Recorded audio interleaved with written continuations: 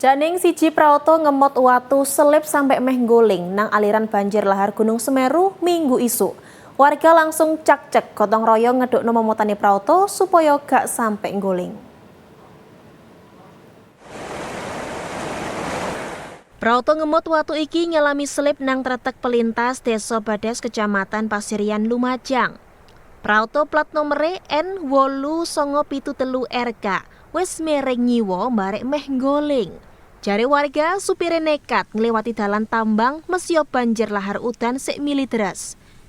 Dia terus jopok jalur kiri ke ngelesi lahar deras nang pinggir kanan. Tapi apes, bani selip sampai meh nggoling. Pirang-pirang warga langsung moro ke ngewangi.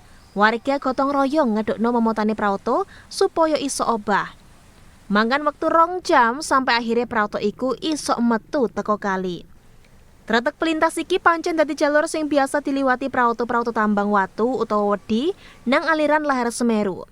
Tretek iki ya dadi jalur aksese warga budal mulih nang kebone. Yongki Nugroho, CTV.